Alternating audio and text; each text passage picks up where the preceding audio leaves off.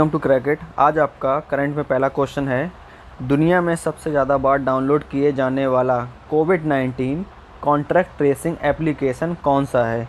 सबसे ज़्यादा बार डाउनलोड किए जाने वाला ये है आपका आरोग्य सेतु। ये अपने इंडिया का ही है।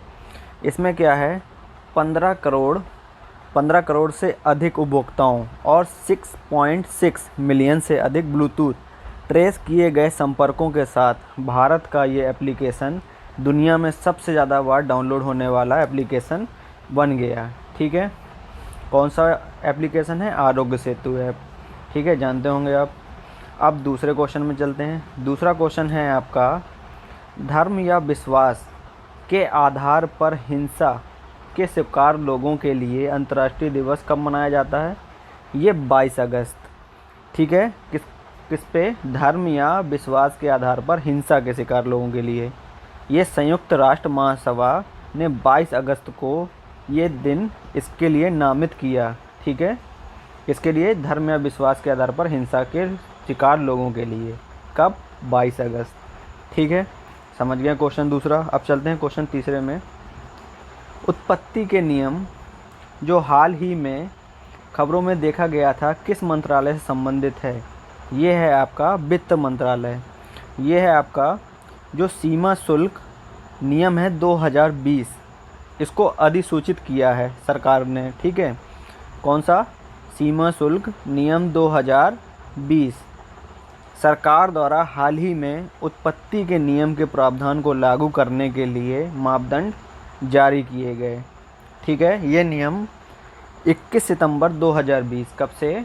21 सितंबर 2020 से लागू हो जाएंगे। ठीक है, तो ये क्वेश्चन भी समझ गए आप। अब चलते हैं क्वेश्चन चौथे में।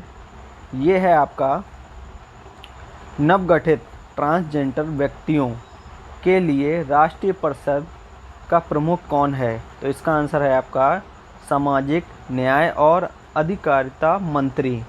ठीक है, इसमें क्या है आपका, सामाजिक न्याय और अधिकारिता मंत्री। भारत सरकार ने ट्रांसजेंडर व्यक्तियों के लिए राष्ट्रीय परिषद का गठन किया है।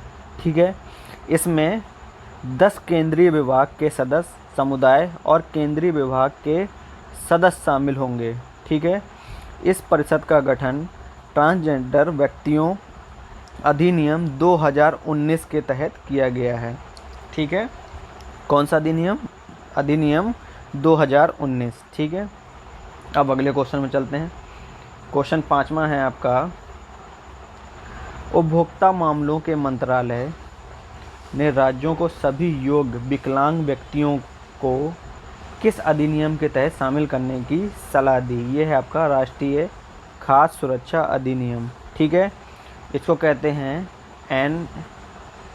NFSA 2013।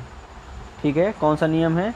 NFSA 2013। ठीक है, इसमें किसको शामिल किया गया? योग्य विकलांग व्यक्तियों को इस अधिनियम के तहत। ठीक है, कौन सा अधिनियम? राष्ट्रीय खाद्य सुरक्षा NFSA 2013।